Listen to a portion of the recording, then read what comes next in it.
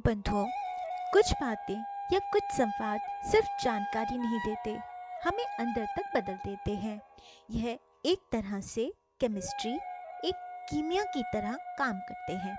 तो आज हम इसी आध्यात्मिक बातचीत की कीमिया को, इसकी केमिस्ट्री को परत दर परत समझने की कोशिश करेंगे। तो सवाल ये उठता है कि आखिर किसी मैसेज में, किसी संदेश में ऐसी क्या बात होती है कि वह सीधा हमारे दिल और दिमाग में उतर जाता है और एक बदलाव ले आता है। देखिए, एक असरदार बातचीत सिर्फ शब्दों का खेल नहीं है।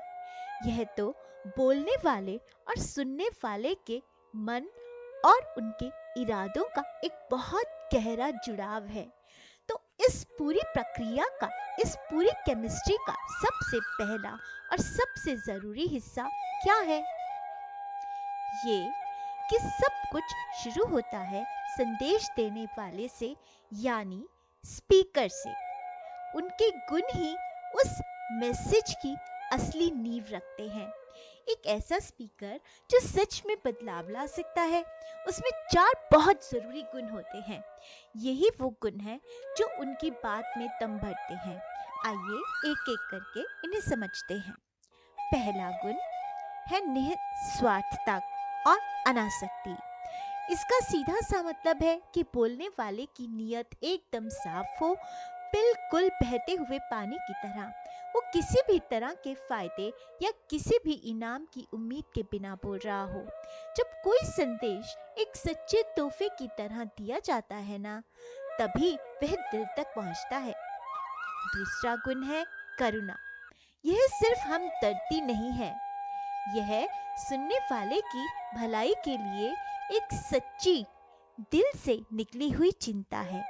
आखिर करुणा ही तो पक्का करती है कि जो संदेश दिया जा रहा है वह स्पीकर के ईगो को बढ़ाने के लिए नहीं, बल्कि सुनने वालों की जिंदगी को बेहतर बनाने के लिए है। तीसरा गुण है तत्वबोध में चतुराई। ये बड़ा दिलचस्प है। इसका मतलब सिर्फ यह नहीं कि विषय की जानकारी है, बल्कि यह एक कला है। गहरे और मुश्किल विचारों को आसान और दिलचस्प बनाने की कला। यह ज्ञान को दूसरों तक पहुंचाने का एक असली हुनर है। और चौथा सबसे जरूरी गुण है समर्पण। यह एक ऐसी अवस्था है जहां स्पीकर सिर्फ बोल नहीं रहा होता, बल्कि वह खुद इस संदेश को जी रहा होता है। उसका मन लगातार उस परम सत्य के में या अपने मैसेज में, सार में डूबा रहता है। और यही गुण पक्का करता है कि शब्द सिर्फ खोखले ना हो, बल्कि एक गहरे जिए हुए अनुभव की सच्चाई से निकले। अच्छा स्पीकर तो अपनी जगह ठीक है, लेकिन सिक्के का दूसरा पहलू भी तो है। संदेश को ग्रहण करने वाले यानी सुनने वाले की भूमिका भी उतनी ही जरूरी है। आखिर जमीन तैयार होगी तभी तो बीज पनपेगा ना। तो एक आदर्श सुनने वालों में 2 मुख्य बातें होनी चाहिए। पहला, विनम्र जिज्ञासा, यानी सवाल सिर्फ बहस करने के लिए नहीं, बल्कि सीखने के एक पवित्र भाव और सम्मान के साथ पूछना। और दूसरा, निरंतर मनन। जो सुना है उसे सिर्फ एक कान से सुनकर दूसरे से निकाल नहीं देना, बल्कि उस पर लगातार सोच विचार करना और उस विषय के लिए एक प्यार बनाए रखना। तो अब हम आते हैं इस कहानी के सबसे रोमांचक मोड़ पर, जहां स्पीकर और लिसनर, ये दोनों तत्व एक साथ आते हैं। और तब होती है असली कीमिया, असली केमिकल रिएक्शन। और पता है इस सब का निचोड़ क्या है?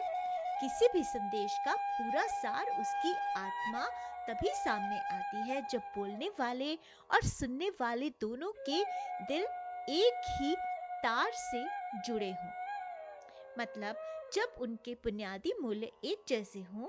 इस सच्ची कीमिया के लिए इरादों का मेल होना बहुत जरूरी है। जब यहाँ मेल नहीं होता तो एक नेगेटिव असर होता है, जिसे कहते हैं विरस। यह आध्यात्मिक ऊर्जा का एक तरह से नुकसान है, जैसे किसी बैटरी का लीक होना। यह तब होता है जब स्पीकर और लिसनर के मकसद एकदम अलग-अलग हों। मान लीजिए एक ज्ञान बांटना चाहता है और दूसरा सिर्फ मनोरंजन या पैसा कमाना चाहता है या टाइम पास करना चाहता है। ऐसे में संदेश की सारी शक्ति खत्म हो जाती है और होता है जब तालमेल होता है, जब यह सुर मिल जाते हैं तब होती है सिद्धि, तब मिलती है सिद्धि। यह एक अद्भुत पॉजिटिव नतीजा है। सिद्धि का मतलब है कि संदेश अपने पूरे सार के साथ, अपनी पूरी शक्ति के साथ ग्रहण कर लिया गया है और यह तभी हो सकता है जब स्पीकर और लिसनर एक ही लय में, एक ही धुन पर हो।